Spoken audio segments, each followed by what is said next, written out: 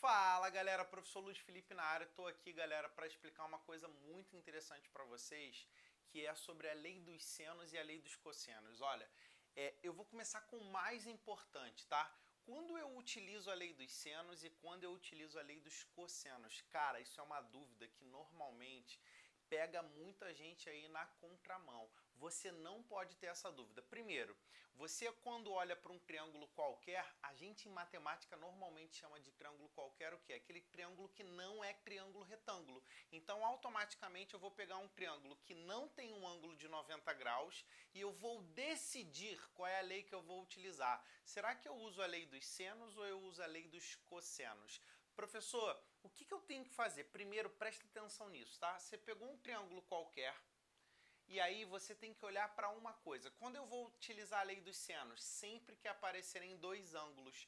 Luiz, como assim aparecendo dois ângulos? Às vezes ele te dá um ângulo e te pede o outro ângulo. Ou então ele te dá dois ângulos e te pede um lado. Apareceu dois ângulos e um lado dado, porque o segundo lado ele vai te pedir lei dos senos. Apareceu para você um ângulo somente e ele te deu dois lados, o terceiro lado ele quer saber, automaticamente a sua escolha é a lei dos cossenos. Pegou o bizu, bebê? Isso aqui é muito importante você saber. Vem comigo. Eu olho para a lei dos senos e eu automaticamente lembro dessa fórmula aqui, ó. Fórmula todo mundo sabe, normalmente é muito fácil lembrar, né? Eu tenho aqui, ó, um triângulo, não é um triângulo retângulo. Esse triângulo, nesse caso, está dentro de uma circunferência, mas isso aí é um papinho para a próxima aula que eu vou explicar para vocês. Mas a lei dos senos, ela basicamente diz assim, ó, o lado está para o seno de A, um lado B está para o seno de B, o lado C está para o seno de C. Como assim, Luiz? Tá vendo esse lado Azinho aqui, bebê? O lado A, ele se opõe automaticamente ao seno de A. O lado B se opõe ao seno de B e o lado C se opõe ao seno de C. Automaticamente você faz oposição do lado seno, lado seno, lado seno, e isso ainda é igual a 2R's. Como eu falei, numa próxima aula eu vou provar para vocês por que daquele 2R's.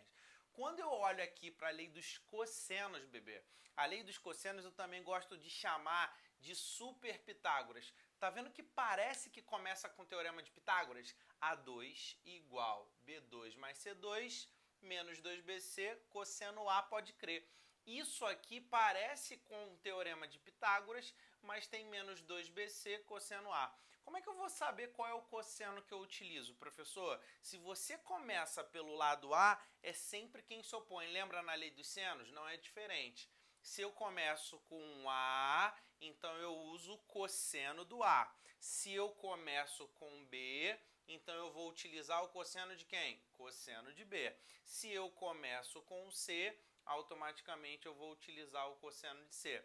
Então, são as fórmulas que você precisa utilizar para você chegar lá e gabaritar tudo que você precisa na sua prova. Espero que você tenha entendido, tá? Na próxima aula a gente vai fazer alguns exercícios, tem bastante exercícios aí para vocês e tamo junto. Uou!